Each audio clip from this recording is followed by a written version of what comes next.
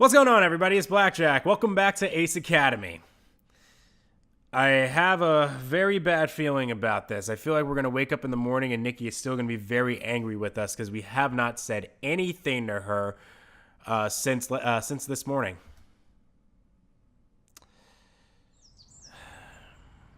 Here we go. The sun shining through my window splashes on my face and wakes me up. I stretch in a wide yawn and glance at the clock, nearly 10.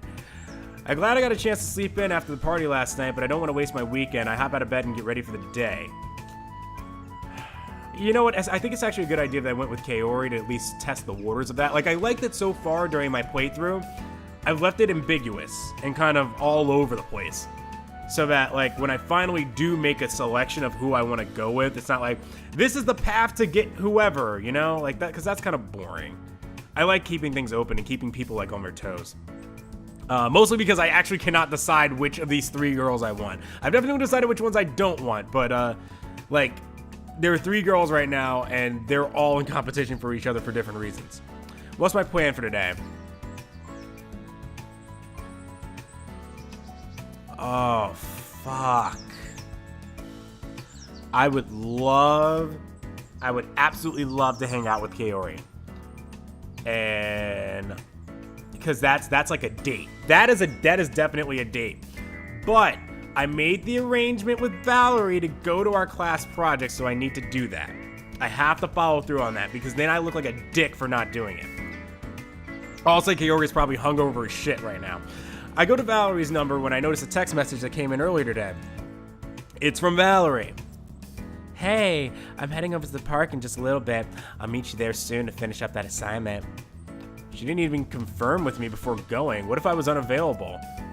What do you mean? What if you were unavailable? You made we made plans already. Though I suppose she probably intends to finish the assignment one way or another.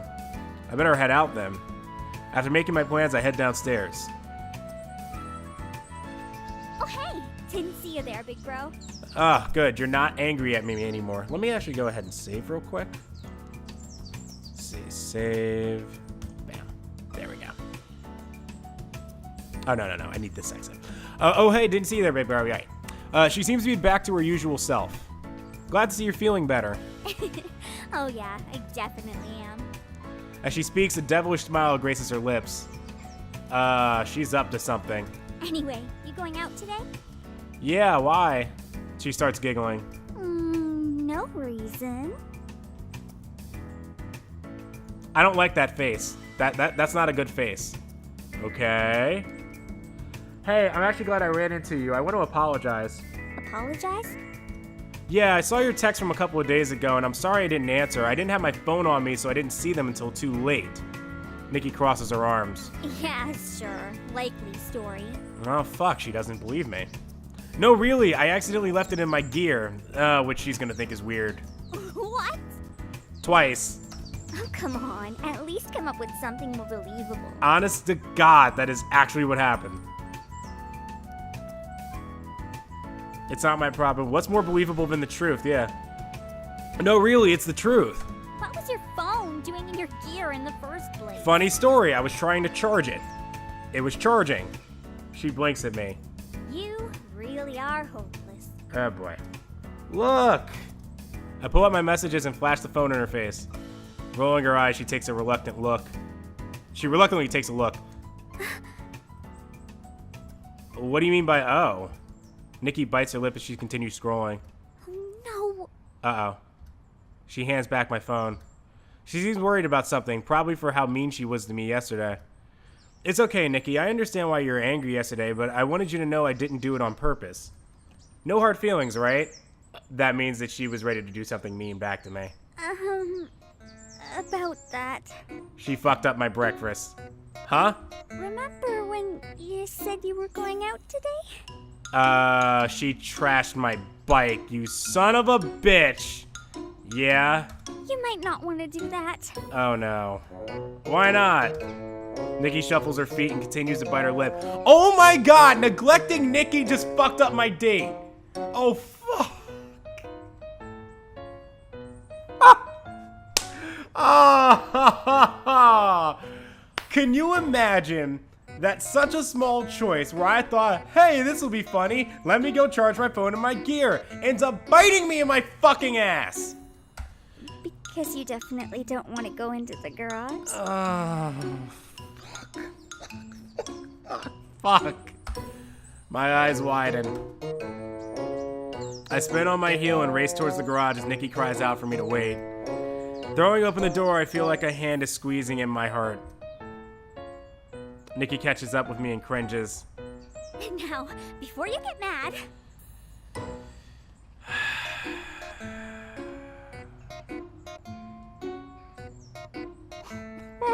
Why can't I have nice things? Oh my god, this means that now she... Oh my god. She just... Okay. If I had actually hung out with Valerie last night, that probably would have put me on the path towards Valerie.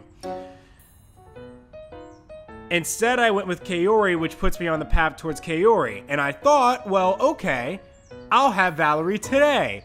But no, because I never saw the text to Nikki, she just stopped me from my date with Valerie. Well, actually, she would have stopped my date with either person.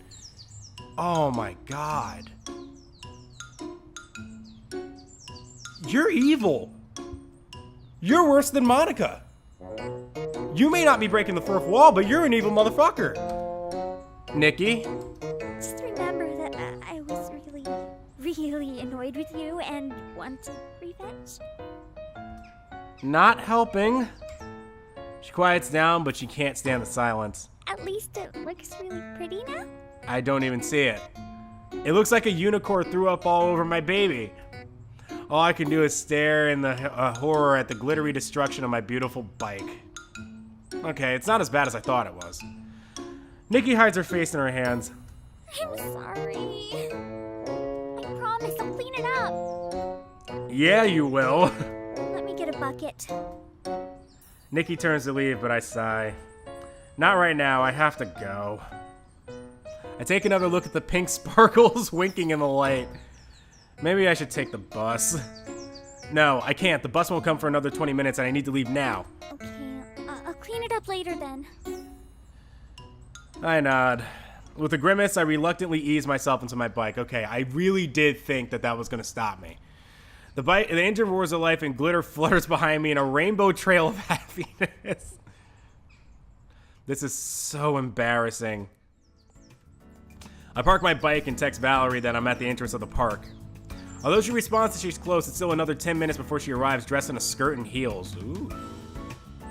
Ooh, is it me Gusta time again? She greets me playfully. I hope you weren't waiting too long. Oh, I was actually expecting a little bit more than that, but okay, that works too. That's fine. I hope you weren't waiting to. Oh, sorry, no, that's her line.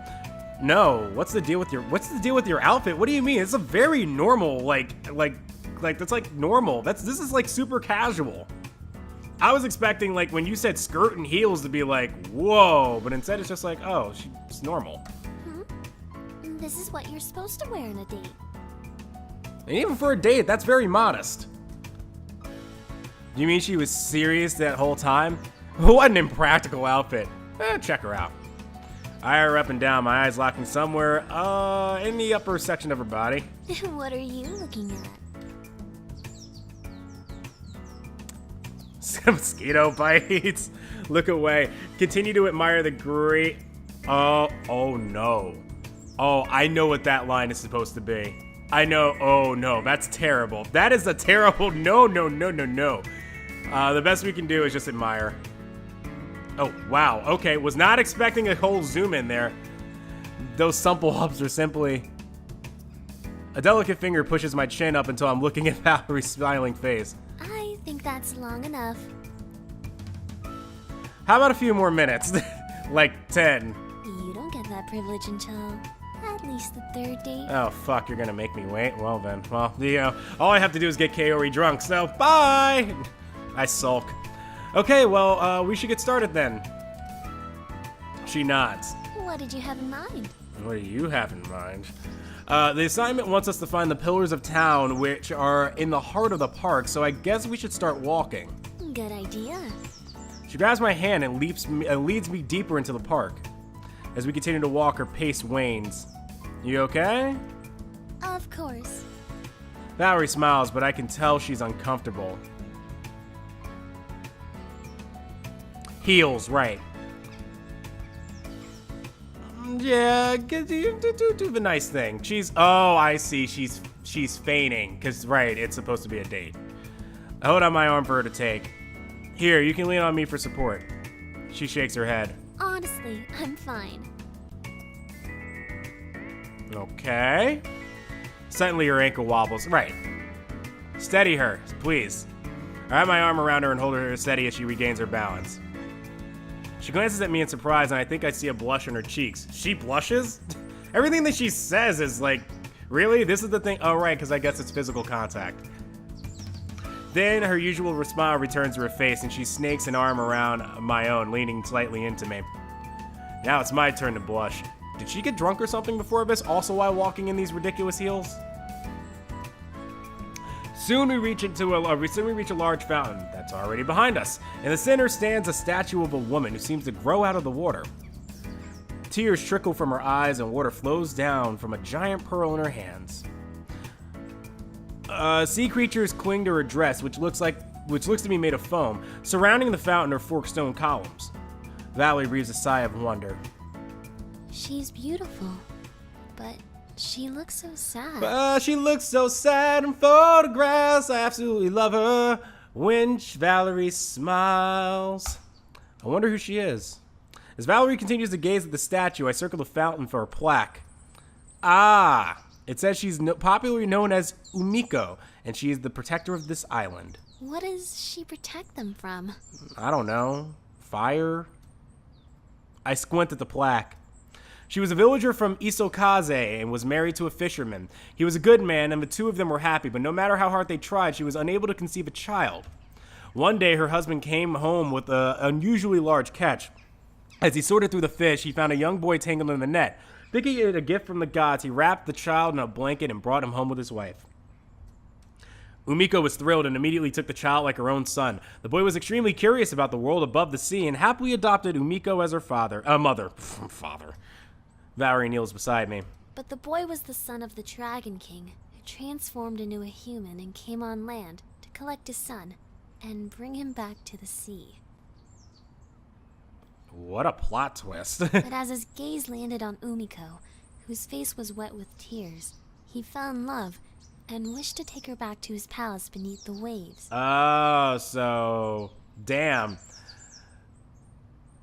Guy who marries woman, finds child in sea, brings to woman to make happy, only to find out that it's this other dude's child who then tries to steal a man's wife. Wow, that's quite the story now, isn't it? Umiko refused, angering the king. He reverted to his dragon form and called upon the ocean waves to swallow the village. Ooh. One way or the other, she would be with him in the sea. Valerie pauses and wrinkles her nose. Of course a man throws a temper tantrum because he can't get his way. But you're gonna let me have my way eventually on third date? What do you mean, of course? Oh, well, you know what? That's actually interesting. It's very interesting that... Because that's an interesting dynamic. And essentially what Valerie plays on is this. She's a giant fucking flirt.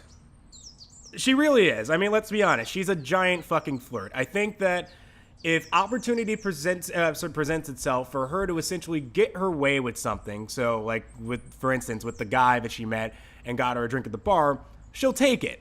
Because she's not necessarily, because she's like suggesting that, ooh, this is what I want, and guy goes, oh, you're pretty, so I'll do it. However, she's also, so like, obviously, like she wants to go on this date or whatever, yada yada yada, whatever. But she's at least making like, she's playing into the whole, I can't think of what the exact word is, but she's right here. Like, the Dragon King is upset that he can't have the wife who looked after this child who they found in the sea, and now he's gonna take the child back, which he should, but now he's like, oh, but I want you too, and if I can't have you, then no. Well, no, that's not how that works. So that's actually pretty. That's very nuanced, and I like that. What do you mean, of course? Pretty sure it's the women who throws the tantrums. It's just a story.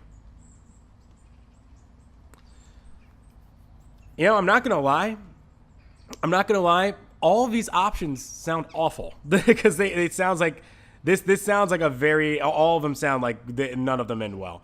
What do you mean, of course? I mean, because I guess that is a little bit presumptuous because I think so to go back to the nuance thing, she is right in this particular instance that the king is an asshole. But that does not necessarily mean that, of course, all guys are like that.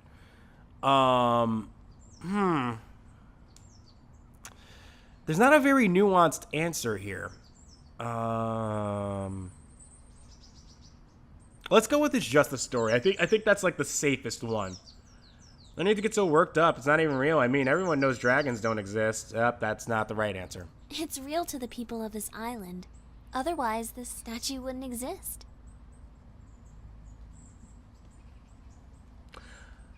Man, like, it's crazy because, like, Valerie's a total flirt, but then they make her so likable and intelligent and artistic. Like, she has so many really good qualities about her. It's just, she's a giant flirt. That's it. It's kind of bizarre. She gestures to the fountain. I guess. I turn back to the plaque. As Umiko watched the destruction of the waves, she agreed to join the Dragon King. Oh. Among protests from her husband, she threw herself into the ocean. Then the servants of the king dragged Umiko down to the palace. The servants must be the sea creatures. That's why they're clinging to her dress. And she's crying because she was taken away from her love. I nod. Still, the Dragon King continued to flood the island to ensure Umiko would never be tempted to return to the surface. Oh, what a dick. Unable to watch her people suffering while the king slept, Umiko dislodged the pearl which granted the dragon his power from his chest and swallowed it. Ew. Yeah. Valerie continues reading. Since then, Umiko continues to protect the village from the Dragon King's wrath, and in return, the people throw a festival in her honor. Wow, with a power like that, I'd be unstoppable. You know, that is a really sad story for Umiko because she's the one that just gets thrown around in all of this, like, and now she has the burden of essentially protecting her own village because a fucking asshole god, kind of like any of the Greek gods. Yeah, no, poor Umiko. Yeah, that's what I'm going with. It's really sad. Why? All Umiko wanted was to be a mother, and the child, which she thought was a blessing, was more like a curse. Well, at least now that she lives in the sea, she can be a mother. I suppose that's one way of looking at it? You think so? I think as long as she has the Dragon King's power, she can never let her guard down. Oh, but she would be like, I don't mean a mother for the dragon child. More like a mother for Izokaze. More like the mother of Izokaze. Yeah, that's what I was getting at. I suppose that's true. It's not quite what she wanted, but at least her sacrifice wasn't in vain. Clearly the people love her. Valerie stares at the fountain, but I can't read the expression on her face. What did you think about the story? She looks unusually solemn. She was put into an unfair situation and did what she felt she needed to do. It's very admirable, but it's also sad. Yep. Once the Dragon King showed up, Umiko's life was no longer her own to live. Yep. Yeah, I couldn't say it any better if I wanted to. But at least she hasn't been forgotten. This is also true, but not nearly as important. That's true. I'm curious about the festival they throw in her honor. Do you know anything about it? She shakes her head. Maybe we'll learn more about her in class. Speaking of class, we should probably get started on those pillars. Valerie snaps to attention. Right. We wander the corners of the fountain where each pillar stands. A word is carved into each of them. Benevolence, achievement, honor, and virtue. I pull out my phone and take a picture of each column. Ooh, are you keeping a memento of our date because you're having such a good time? Actually, yes, I am. It's not a date. Fartfurter, stop! Valerie just laughs. And no, I'm doing the assignment. The next step is to define what we think each pillar means. Okay. You know, how did you go from staring at her boobs at the beginning of this to be like, no, this isn't the date? Any ideas? For which one? Abstinence. I guess that's supposed to be the turn-off answer. Oh shit. Oh, no. That has to do with Kaori and the Rangers. Sorry, let's do Fortitude. Fortitude. It's pretty straightforward. It's perseverance.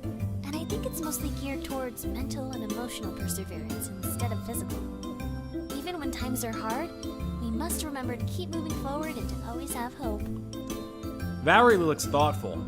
I wonder if Umiko's husband always hoped that she would come back to him, or if he gave up on her. I don't know. I think he probably gave up as soon as the Dragon King set his sights on her. You know what? That's another interesting part of this story. I mean, I get it. It's a god, but you would think there would be more about him, like, being upset or, like, maybe trying to fight back. I wouldn't be so sure about that. Valerie just shrugs. Benevolence. I think, just like its definition, it's a reminder to do kindly unto others. Kind of like Umiko's sacrifice. She puts her own wants and needs aside to take care of the village. I don't know how much of it was sacrifice, since she was forced into it. That is actually true. That's very accurate. Technically, she did have a choice. She could either go with him into the ocean or die with everyone on the shore. I mean, yeah, but, I mean, that's like saying, okay, I'm going to put a gun in your head or I'm keeping you hostage forever while I kill everybody else. That's not much of a choice. Yeah, I'm with Valerie on this one. Still counts. Lawyered. Valerie frowns as she crosses her arms. Calm down, Kaori. Oh, shit. No. Oh, do not do that, Fartfurter. Valerie bursts out laughing.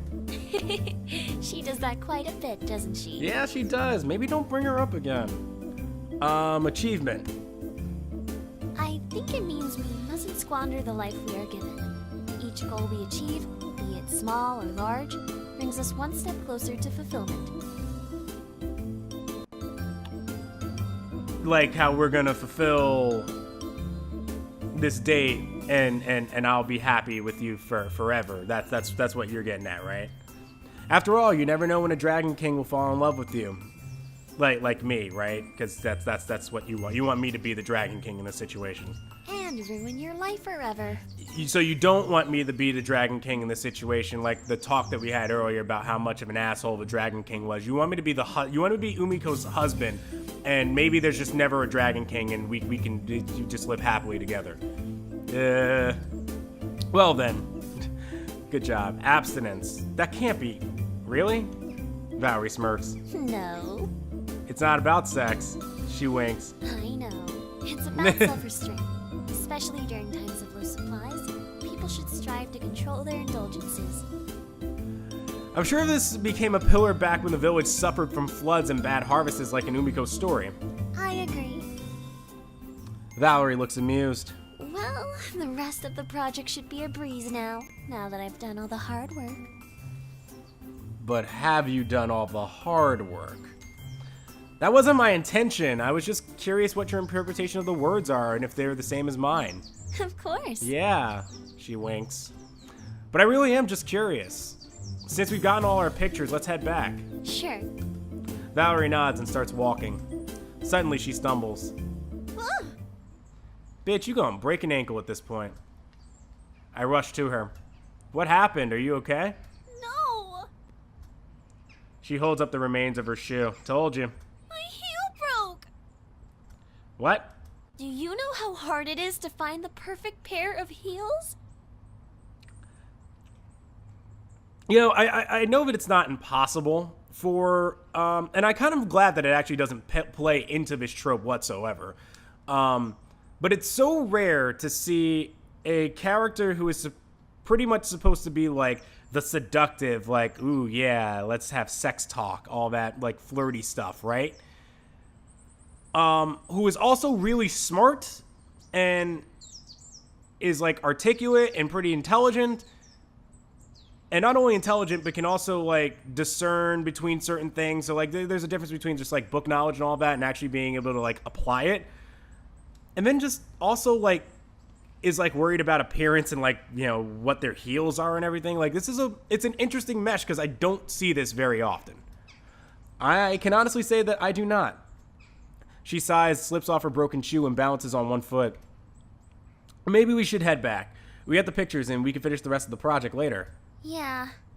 She hesitates reluctantly to let her bare foot touch the ground. I have a solution. I'll carry you, okay? No, you don't have to. I can walk. Don't be silly. She puts down a tentative foot and takes a couple of uneven steps. Why not just take the other heel off, too? I sling an arm around her waist. Attaboy, fart furter. Attaboy. She glances at me. What are you doing? Carrying you. Oh, that's the heel that you wore. It's this. Okay, alright. That's not nearly as bad as I thought it was. Picking you up. Wouldn't it be easier for me to jump on your back? I'm also okay with this. This way you won't slip. Only a prince mistreatment for you. This is easier for me.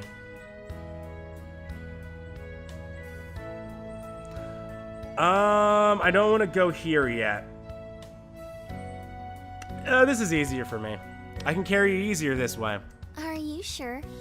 I would think this is harder. I mean, it's making things harder, but not necessarily this carrying thing. It's either this or the fireman's carry. John Cena, is that you? Valerie lunges on her skirt, covering more of her legs. You shouldn't try to peek at my underwear. How dare you suggest that I was taking a look? This is it, then. She doesn't protest as I lift her in my arms. Valerie falls silent, and I can't help but wonder what she's thinking. Without her sharp tongue, she seems strangely vulnerable. Oh, well, that was romantic. Once we reach my bike, her eyes grow wide. Oh, right, my bike. That's your bike? Ha, funny story. For a second, I'd forgotten about the rainbow sparkles. It doesn't usually look like this. Valerie doesn't even try to hold her laughter in. Tears form in her eyes. Uh-huh. Are you sure you don't have any experience picking out heels? Hey, listen, alright, I called you insightful and very smart, and now you're gonna sit here and make a gay joke? Okay. Haha, you're funny. I get it. It's just a joke. Take the joke. Sounds to me like you're able to walk on your own now, so... No! I'm sorry. Ah, that's how you get them back. Valerie clings to me and buries her face in my shirt, trying to calm her laughter. Once she's calmed down, I gently place her on the back of my bike and climb on in front of her. Without my prompting, she wraps her arms around me. Of course she was going to. You thought she wasn't? I'm suddenly glad she can't see my face. Seems like this isn't your first time on a bike. No. My mother had a boyfriend who drove a motorcycle back in France, so I got used to riding one.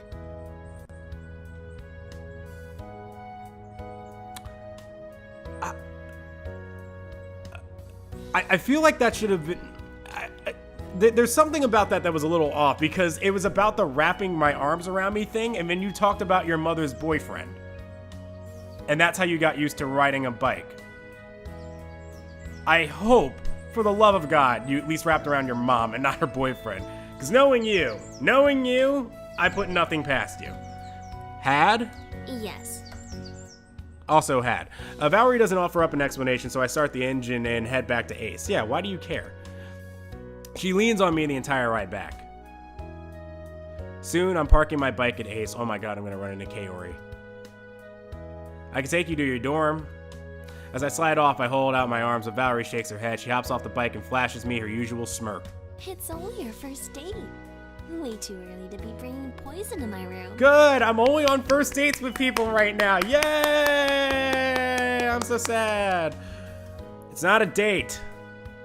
She smiles and kisses me on the cheek. Ooh, hello. Thank you for taking me home. Well, Kaori, looks like Valerie just moved up a little bit. She actually gave me a peck on the cheek, and all you did was rub my hair and drunkenly ask me if I'm jealous. Maybe she'll give me another kiss? Do I also get a thank you for carrying you? Valerie smirks. As a matter of fact, you do. I ready myself for another kiss, but it never comes. I'll have the project done tonight. Oh, you tease, right? Because you said third date. So that means second date, maybe we go a little further, and then third date, who knows what happens, right? Right? Does anybody ever follow that 3-date rule anymore? I feel like I've never followed that ever in my life. I feel like it just kind of goes at the speed of whoever the person you're with goes. This is my way of thanking you for being such a gentleman. I am not a gentleman. I'm a complete asshole. You can look everything over and turn it in. I will look everything over as you turn around. Wait, you're not doing all of it, are you? Oh, wait, you're not doing all of it, are you? Valerie merely smirks. Anyway, this was nice. Let's do it again sometime. Yeah, I like that. I will wear sturdier shoes. Maybe not heels. Maybe some flats next time. I'd like that too. She laughs and slips the other shoe off of her foot, and then she waves goodbye as she heads back to her dorm. And no one caught me. I still don't think it's fair for Valerie to do the whole project for herself, but if that's what she wants and I can't stop her, I'll just be sure to help with the revisions. I hop back on my bike and head home.